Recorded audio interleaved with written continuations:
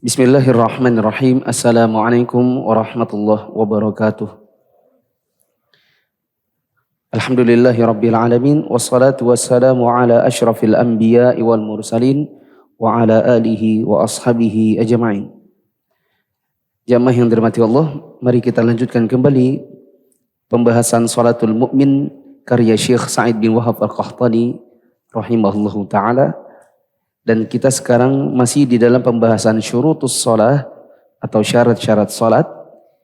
Di antaranya adalah masuknya waktu, dan sekarang kita masuk ke dalam pembahasan waktu salatil fajr. Benar ya? Pembacanya enggak ada? Hah? Anak kira udah dari tadi di sini. Oh enggak ada.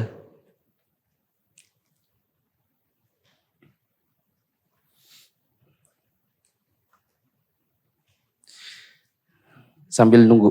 Ya. Disebutkan oleh penulis, waktu salatil fajri min tulu'il fajri al-abyadi as-sadiqi. Wahuwa al-fajru tsani ila nihayatil zulumah. Waktu salat subuh dimulai dari terbitnya fajar shadiq yang warnanya putih. Begini teman-teman, kalau melihat di ufuk, cuman di Balikpapan tidak bisa lihat. Tapi kalau kita naik pesawat, kita bisa lihat. Atau di sebagian negeri saja bisa lihat. Kalau di langit dia bentuknya garis putih, hanya garis saja, maka itu namanya fajar kadhib. Fajar dusta. Ya, ini bukan fajar yang dimaksudkan untuk sholat subuh. Tapi bila garis putih ini di atasnya ada sinar terang, mulai naik dia warnanya putih, ini yang disebut dengan fajar shadiq. Fajar apa? Dan shadiq itu artinya jujur, ya berarti fajar beneran. Dan itulah waktu sholat fajar yang pertama. Maksud saya, itulah waktu sholat fajar dimulai dari waktu tersebut. Kapan berakhirnya? Manakala habis gelapnya malam. Manakala gelapnya malam itu mulai habis. Lianna Nabiya sallallahu alaihi wasallam kana yusalliha bi ghalasin. Karena Nabi sallallahu alaihi wasallam dahulu sholat di waktu gelap gulita. Catat di situ tertulis istilah gholas enggak? Ada tertulis. Gholas. Nah, itu sebuah terminologi yang sangat penting untuk dihafal. Jadi perlu distabiloi. Kata-kata gholas. Apa namanya? Gholas. Gholas itu adalah waktu masih gelap. Waktu sholat subuh tapi masih gelap. Teman-teman tahu nggak? Biasanya kita kalau iqamat itu nunggu berapa menit kalau sholat subuh? Rata-rata 20. Kenapa? Dulu itu 5 menitan aja. Karena ada sebagian orang yang berpendapat bahwa waktu Indonesia ini untuk sholat subuhnya terlalu cepat. Pernah nggak gini? Teman-teman mungkin mengamati. Kadang-kadang ada sebagian masjid, iqamatnya juga sudah 20 menit. Tapi waktu kita sudah mau pulang, ada yang baru azan subuh. Ada. Kalau kita sebut sebagian masjid, di dekat BB, di dekat Regensi, itu ada yang kita sudah 20 menit dan nunggu dari azan subuh, dia baru azan. Kenapa demikian? Karena mereka berpendapat bahwa sholat subuh ini kecepatan. Harusnya sholat subuh itu agak terang-terang dikit gitu. Langitnya itu jangan kayak malam. Dan ini dibantah oleh sebagian ulama kita. Mereka mengatakan Nabi SAW dahulu sholatnya adalah di waktu, apa tadi istilahnya? Gholas. Apa tadi Ghulas? Waktu masih gelap. Mungkin teman-teman pernah dengar wanita-wanita di zaman Nabi ikut sholat subuh dan mereka segera pulang sebelum mereka dikenali. Nabi sholat subuh bersama para sahabat dan mereka ketika salam tidak mengenali wajahnya satu sama yang lain. Pernah dengar? Enggak berarti. Kalau enggak ngangguk berarti enggak. Enggak apa-apa. Pernah dengar Nabi SAW mengatakan sholat yang paling berat bagi orang munafik itu adalah sholat maghrib, sholat isya dan sholat subuh. Nah ini lebih banyak yang ngangguk. Pernah dengar? Kenapa? Karena masih gelap. Apa urusannya dengan gelap? Karena orang munafik kalau sholat zuhur, asar, maghrib mukanya bisa saling lihat. Jadi bisa store muka. Ini loh aku bagian dari kalian. Kita segeng. Gengnya sahabat Nabi.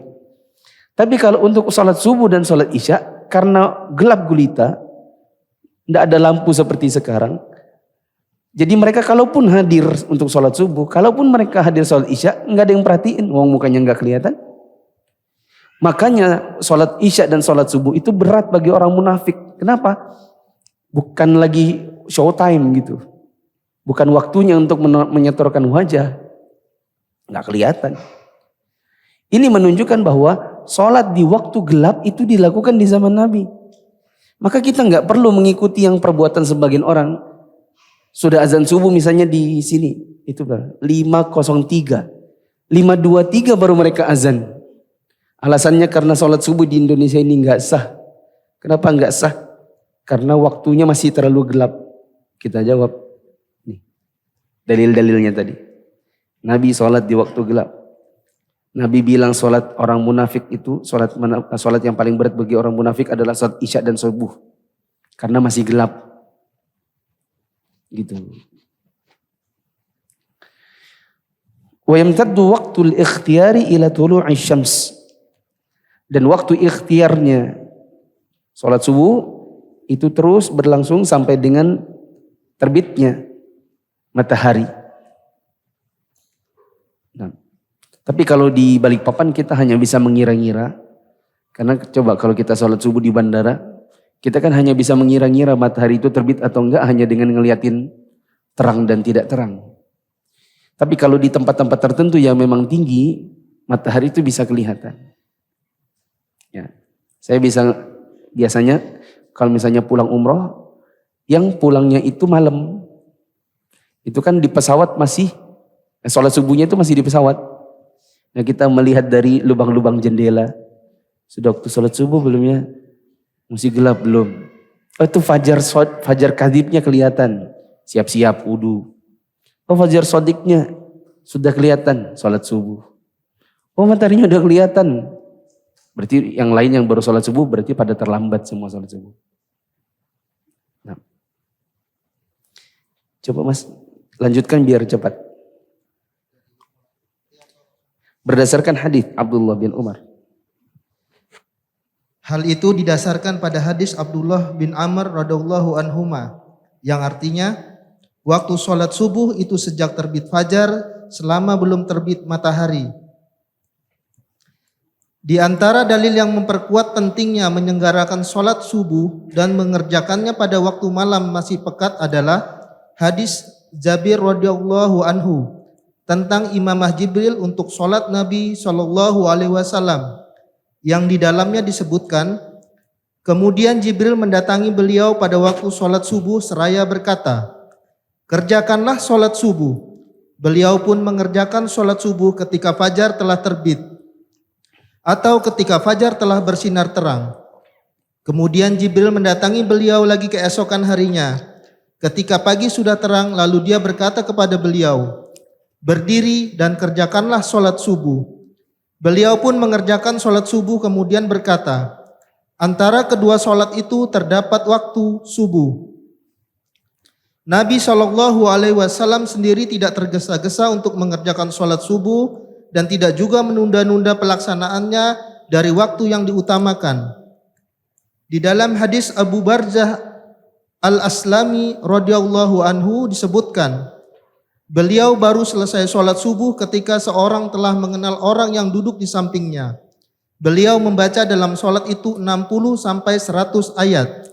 Ini dua riwayat yang mendukung bahwa sholat subuh itu bisa dikerjakan di waktu masih gholas. Ya, kita lihat yang riwayat Abu Barzah Al-Aslami. Wa kana yanfathiru min salatil ghadati hina ya'rifu ar-rajulu jalisahu. Dan Nabi SAW baru selesai salat subuh, waktu akhirnya seseorang bisa mengenali kanan dan kirinya. Berarti mulainya kapan? Berarti waktu mulainya kapan? Waktu orang belum kenal satu sama yang lain. Ini menunjukkan bahwa salat yang dikerjakan di waktu gholas itu boleh. Ya. Jadi teman-teman nanti kesimpulannya begini di bulan Ramadan. Kesimpulannya di bulan Ramadan gini. Kalau sekarang jam 5.03 dan itu adalah waktu umumnya orang Indonesia azan, maka stop sahur. Adapun sholat subuh nambah 20 menit. Adapun ketika jam 5.23 kita iqamat, ternyata ada baru orang azan, itu urusan mereka dengan Allah. Kita tidak usah ikut-ikutan. Dan jangan nanti antum memilih, aduh terhambat sahur. Tenang aja kan masih ada yang 5.23. Jadi kalau untuk urusan sahur, pilihnya yang paling terlambat. Sedangkan untuk urusan buka, udah azan. Makan. Padahal di tempatnya masih 5 menit lagi. Nah, jadi ikuti saja apa yang memang menjadi kebiasaan. Di antara para ulama bahkan ada yang mengatakan, sebenarnya urusan sholat subuh, urusan waktu sholat, itu urusan orang banyak. Karena itu urusan orang banyak, maka yang punya hak untuk menentukan itu sebenarnya pemerintah. Sehingga nanti kalau ternyata salah, siapa yang berdosa di sisi Allah? Pemerintah. Siapa suruh berani jadi pemerintah? Ya.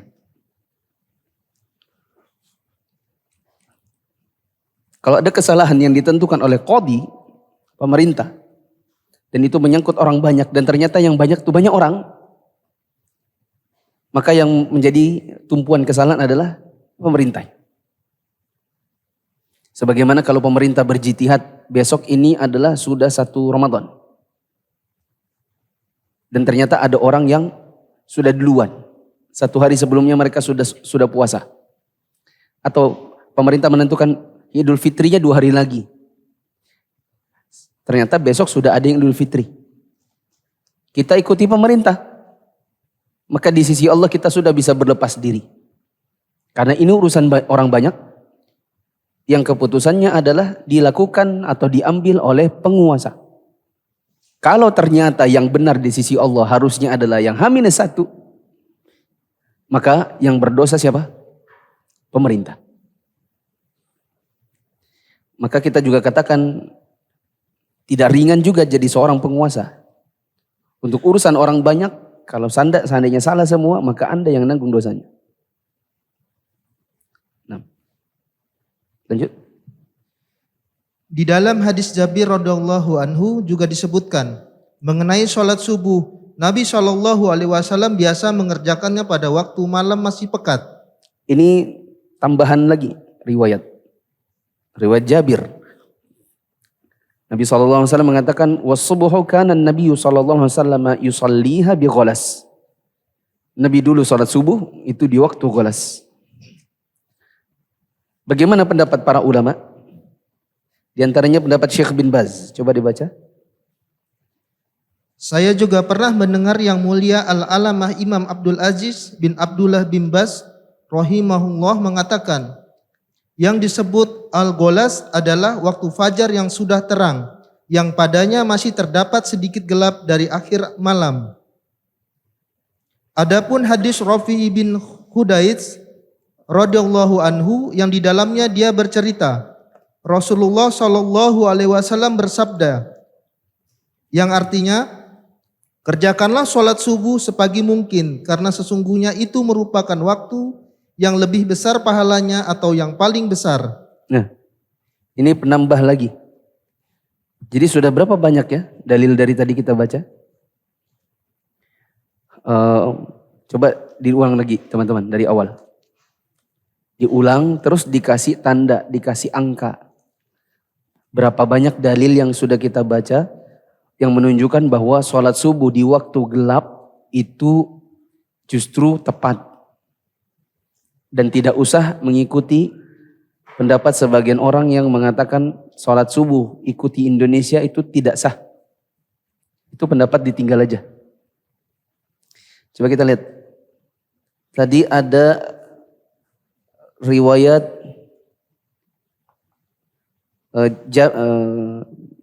Jabir tentang keimamannya Jibril kepada Nabi SAW. Kemudian Abu Barzah Al-Aslami dikasih angka, itu riwayat kedua penguatnya. Kemudian riwayat Jabir yang di bawahnya yang ketiga. Sholat subuh itu adalah sholat yang biasa dikerjakan Nabi SAW di waktu golas. Pendukungnya adalah pendapat Syekh bin Baz. Tapi ini jangan dijadikan dalil. Perkataan ulama itu bukan dalil. Itu pendukung, penguat. Kemudian riwayat yang keempat, riwayat Rafi' bin Khadij atau Khudaij. Yang di situ disebutkan, apa katanya? Nabi SAW bersabda, asbihu bis subh fa innahu a'zamu li ujurikum. Bersegeralah dalam mengerjakan sholat subuh. Yang ini maksudnya di waktu golas.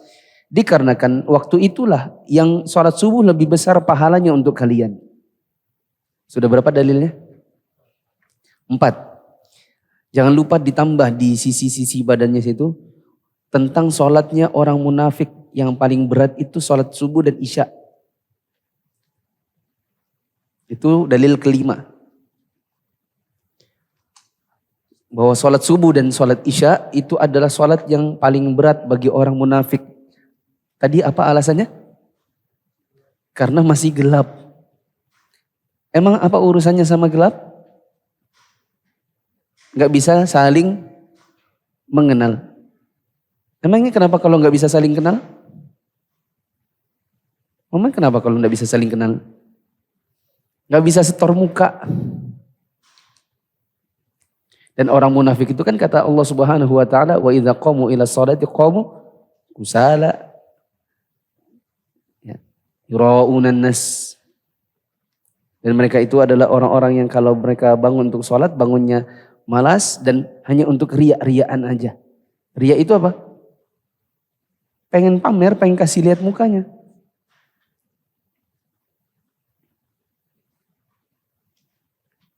Lanjut. Lanjut Mas. Di dalam lafaz At-Tirmizi disebutkan, kerjakan sholat subuh sebagi mungkin karena waktu tersebut merupakan yang paling besar pahalanya. Terus. At-Tirmizi radhiyallahu anhu menukil dari Asy-Syafi'i, Ahmad dan Ishaq bahwa makna al-isfar adalah terangnya fajar sehingga tidak ada lagi keraguan padanya. Saya pernah mendengar Imam Abdul Aziz bin Abdullah bin Baz rahimahullah mengatakan, yang dimaksudkan adalah janganlah kalian tergesa-gesa untuk mengerjakan sholat subuh sampai tampak jenis waktu subuh, sehingga tidak ada kebimbangan dalam sholat. Sholat subuh dianggap dikerjakan pada waktunya secara penuh, meski hanya sempat mengerjakan 1 rakaat dari waktunya. Hal itu didasarkan pada hadis Abu Hurairah. Stop dulu. Wa tudraku as-salatu adaan fil waqt bi idraki raka'atin. Salat, yakni di sini salat subuh itu sudah bisa dikatakan telah dikerjakan tepat waktu. Hanya dengan cukup mengerjakan 1 rakaat. Maksudnya gini. Maksudnya gini, di situ enggak. Gini, waktu sholat subuh misalnya berakhir jam 6.16. Jam 6 berapa? 16. Kita bisa kerjakan 1 rakaat itu berapa menit sih? 1 menit ya? 1 menit.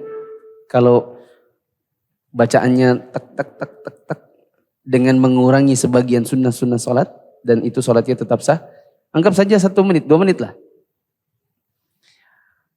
Rakaat 1 itu sudah dikerjakan dari jam 6.14. Waktu jam 6.16 habis waktu sholat subuh, baru kita masuk di rakaat 2. Maka itu sudah bisa dikatakan sholat pada waktunya. Tapi ada tapinya. Ada tapinya. Apa tapinya? Nanti disebutkan. Tapinya ntar disebutkan. Yang penting dalilnya dulu. Apa dalilnya? Kalau ketemu 1 rakaat sholat subuh masih di dalam waktu, maka itu sudah bisa dikatakan sholat subuh di dalam waktu. Meskipun nanti rakaat 2-nya ternyata sudah di luar waktu. Apa dalilnya?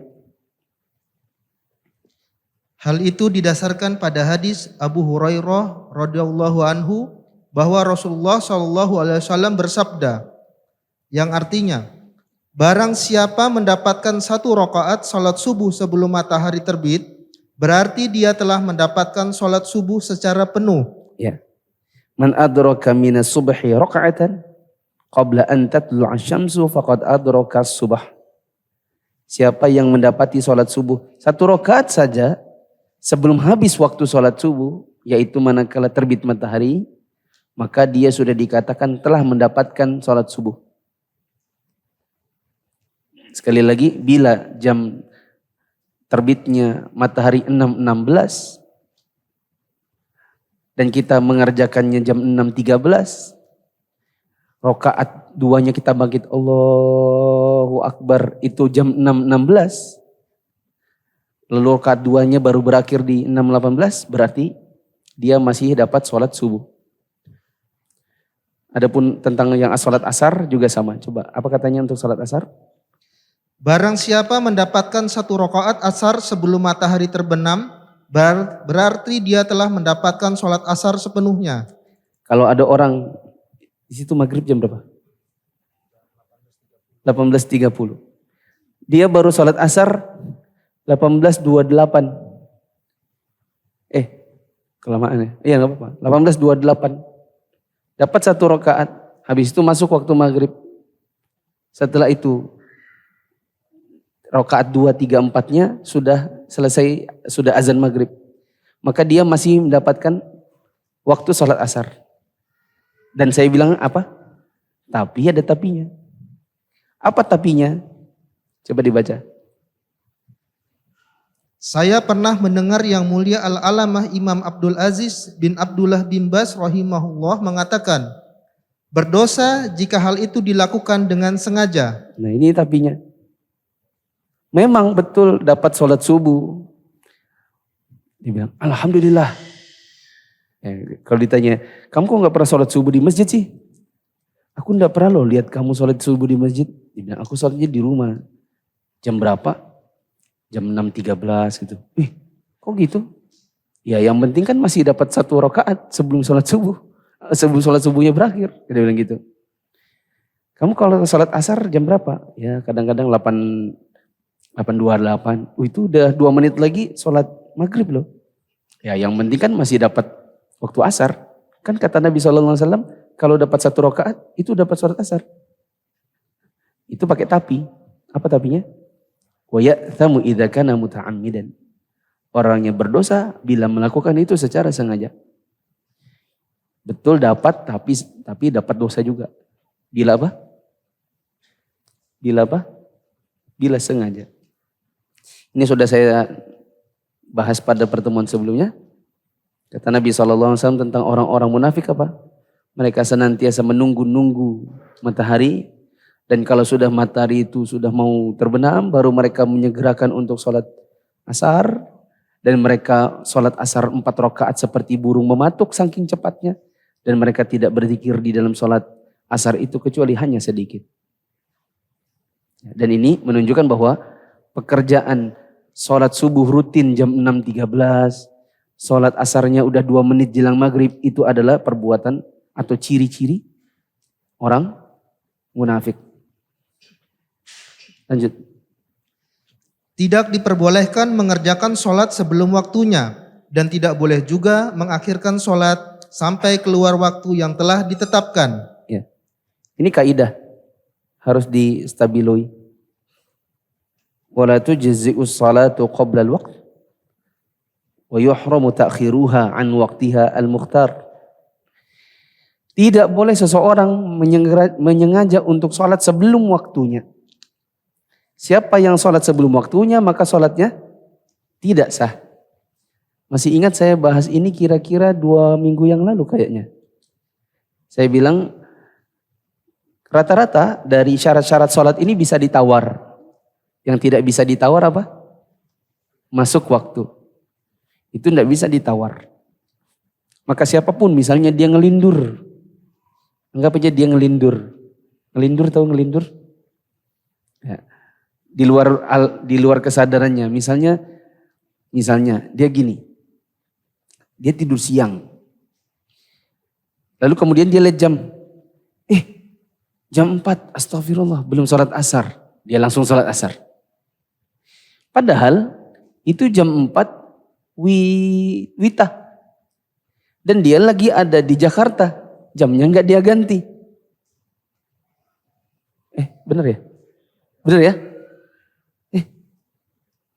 Jam 4. Langsung dia sholat.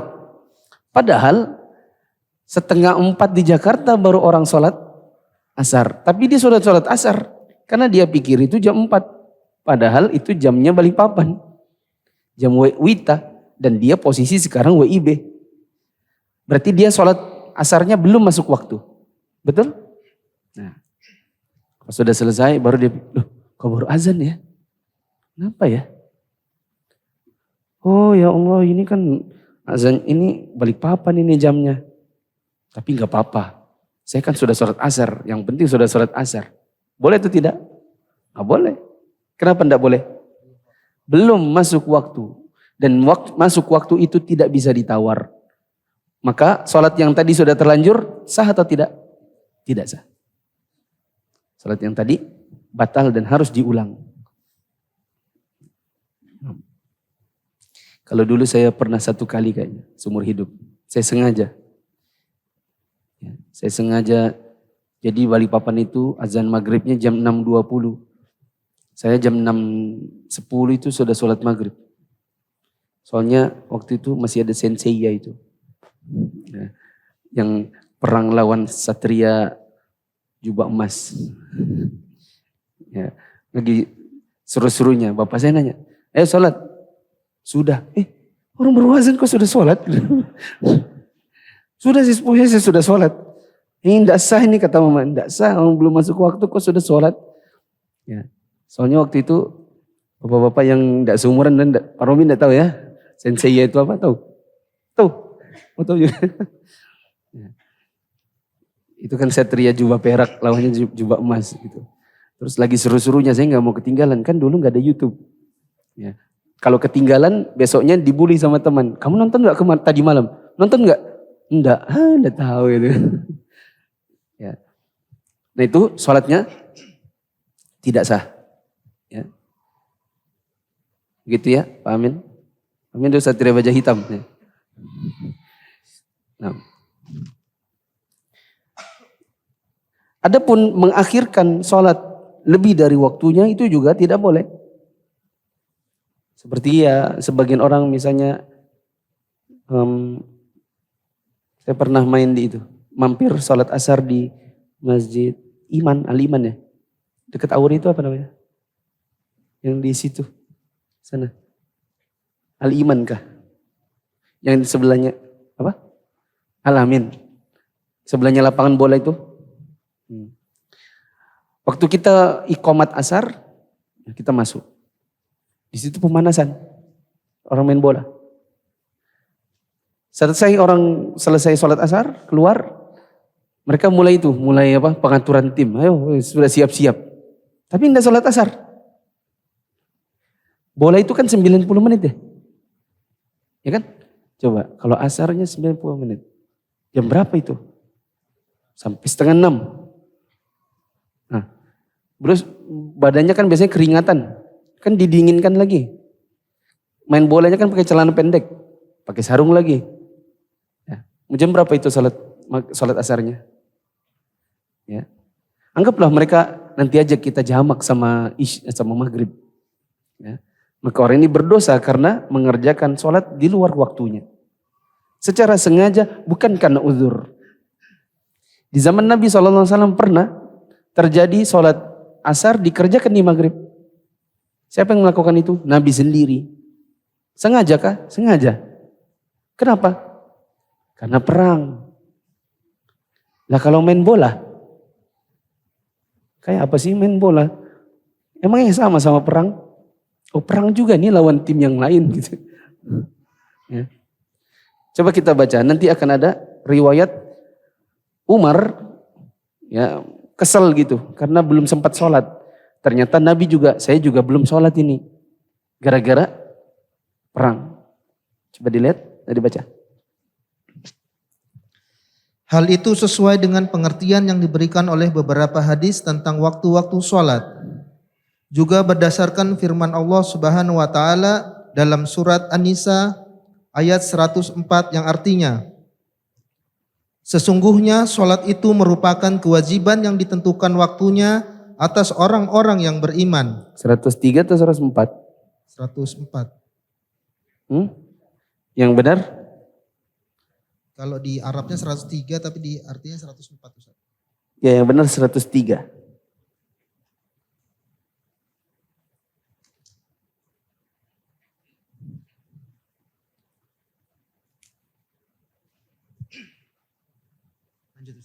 Ya.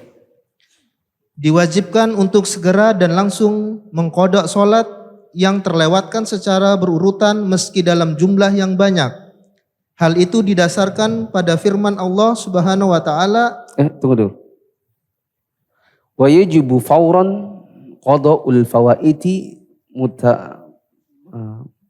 murattabatan walau kasurat.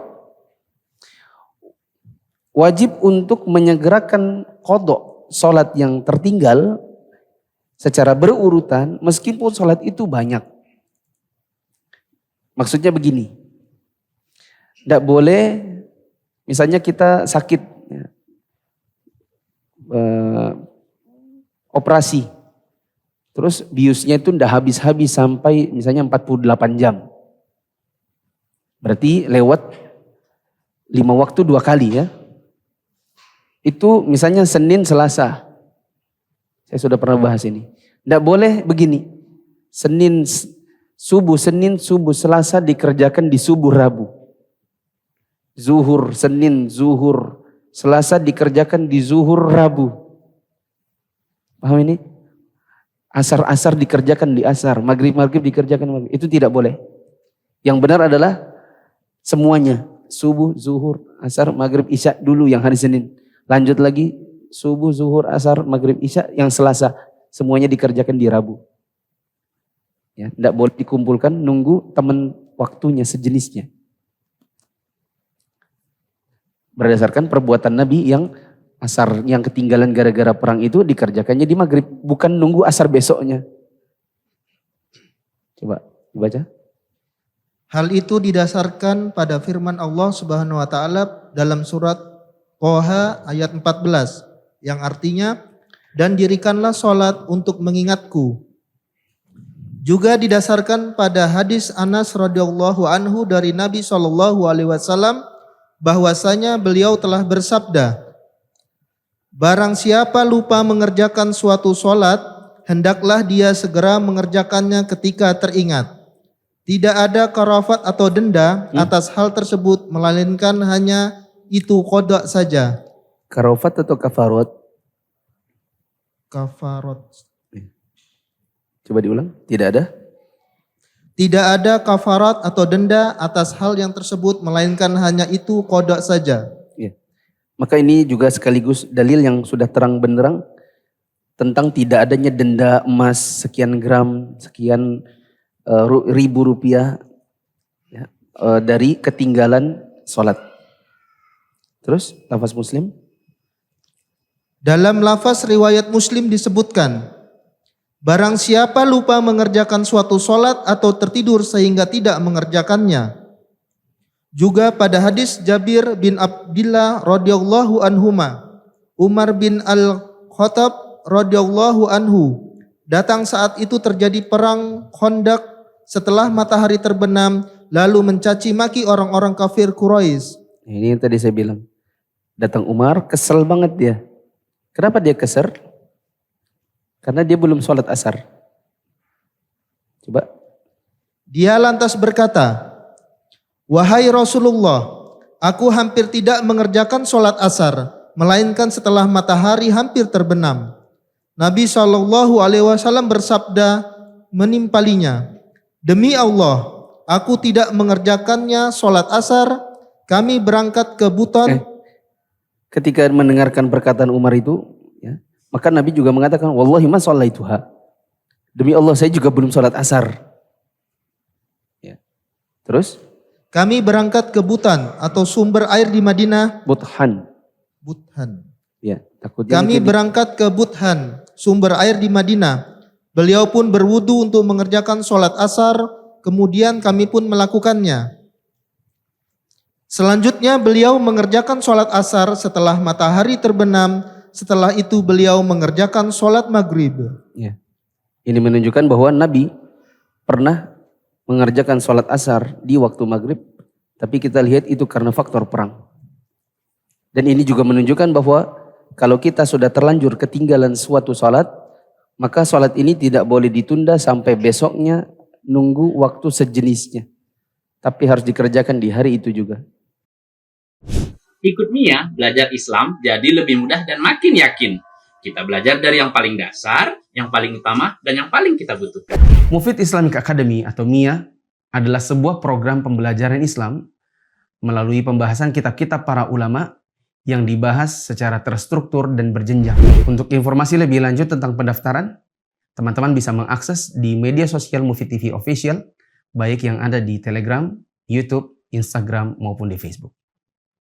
Assalamualaikum warahmatullahi wabarakatuh.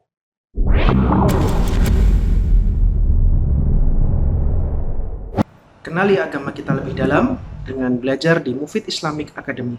Anda ingin belajar agama runut dari dasar, akan tetapi terkendala dengan pekerjaan usia?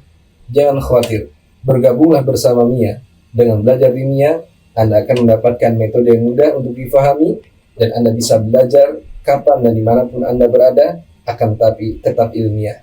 Barakallahu fikum.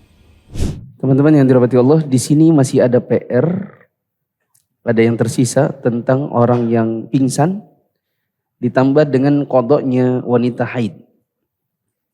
Tapi kita hanya akan baca yang pingsan, sedangkan yang haid tidak kita baca karena sudah dibahas waktu kita bahas tentang haid. Jadi kalau teman-teman mau, silakan baca nanti sendiri di rumah.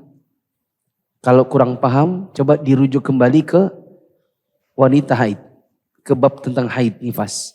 Bagaimana qadanya wanita haid. Saya tidak mungkin mengulang lagi karena menghabiskan waktu untuk mengulangi sesuatu yang sudah kita bahas. Silakan. Dihukumi sama dengan orang yang tertidur adalah orang-orang tidak disadarkan diri pingsan selama 3 hari atau kurang dari itu. Ya. Kalau ada orang pingsan, dikasih highlight 3 hari atau kurang,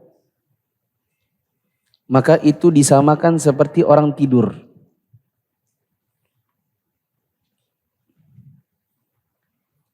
Orang yang pingsan 3 hari atau kurang, maka itu disamakan seperti orang. Yang di highlight itunya aja 3 hari. Supaya nanti teman-teman bisa menerapkan masalah ini ketika misalnya ada saudaranya yang di rumah sakit, misalnya tabrakan. Tabrakan itu 4 hari, tidak bangun-bangun. Ya, kemudian hari ke-5 misalnya, terbangun dia. Ya, nggak sholat 4 hari. Pertanyaannya sholatnya ini bagaimana yang 4 hari itu? Atau ada keluarganya misalnya operasi, terus misal seharian. Nah sholat yang seharian ini gimana? Nah ini patokannya. 3 hari atau kurang itu seperti orang tidur. Meskipun nanti ada ikhtilaf ulama. Coba dibaca. Pendapat seperti ini diriwayatkan oleh Ammar Imran bin Husain, Samurah bin Jundab. Ya. Kalau ditanya ini pendapat siapa? Maka jawablah pendapat sebagian sahabat. Karena Ammar Imran bin Husain, Samurah bin Jundab radhiyallahu anhum itu para sahabat. Ini riwayat sebagian sahabat Nabi. Pendapat sebagian sahabat Nabi. Terus? Ada juga yang berpendapat, orang yang tidak sadarkan diri tidak perlu mengkodok sholat meski berlangsung lama. Ya. Ada juga yang berpendapat, nggak ada kodok sama sekali malah. Mau berapa hari pun. Meskipun kurang dari 3 hari juga dia nggak wajib kodok. Ini pendapat kedua. Pendapat berikutnya? Ada juga yang berpendapat lain. Jika dia tidak sadarkan diri sehingga tidak mengerjakan sholat 5 waktu, dia harus mengkodoknya. Apabila lebih dari 5 pendapat berikutnya. Kalau dia pingsannya adalah yang masih dalam sholat 5 waktu. Kan di kodok. Kalau lebih berarti nggak ada kodok. Ya kita bisa bilang kurang lebih ya 1 hari 1 malam. Meskipun nggak mesti ya, misalnya dari subuh sampai isya itu kan tidak 1 hari 1 malam ya. Dari subuh sampai isya itu kan hanya setengah harian. Ya tidak? Nah, yang jelas dapat sholat 5 waktu, ya maka dia kodok masih dalam durasi itu. Lebih dari itu maka tidak. Terus? Tetapi ada juga yang berpendapat, dia tidak wajib mengkodok sholat kecuali sholat ketika dia sadarkan diri dan masih mendapatkan sebagian waktunya. Ya. Ada juga yang berpendapat yang dikodok itu adalah sholat yang masih ada waktunya saja. Bila dia ternyata sudah pingsan, siuman. Ya. Coba nih, la yazalmuhu qada'us sholati illa an yafiqa fi juz'in min waqtiha. Tidak ada kewajiban untuk mengqadha salat, tidak ada kewajiban untuk qadha salat kecuali dia sempat siuman di waktunya masih ada sebagian waktunya. Ya, misalnya berarti ada orang pingsan tertabrak mobil jam zuhur. Baru terbangun di waktu jam 19.20. Berarti dia masih sempat untuk dapat sholat apa? Maghrib. Adapun asar dan zuhurnya memang sudah nggak dapat. Maka yang diqadha adalah maghribnya saja. Ini pendapat yang lain. Pendapat yang keempat. Terus? Yang benar adalah yang menjadi pilihan Syekh kami, Imam Abdul Aziz bin Abdullah bin Baz rahimahullah, yaitu bahwa orang yang tidak sadarkan diri itu harus mengkodok sholat jika masa tidak sadarkan dirinya itu berlangsung 3 hari atau kurang, karena dengan kondisi seperti itu dia dikategorikan sebagai orang yang tidur. Ya. Yang pendapat yang lebih tepat adalah pendapat yang pertama, yang 3 hari atau kurang. Itu masih diqadha. Berarti kalau Senin, Selasa pingsan, hari Rabu dia terbangun, maka semua sholat Senin, Selasa diqadha di hari Rabu. Tapi kalau lebih dari itu, misalnya pingsannya 1 minggu, maka seluruh sholatnya nggak ada yang diqadha. Ya. Kenapa demikian? Tetapi jika masa berlangsungnya itu lebih dari itu, tidak ada keharusan baginya untuk mengkodoknya.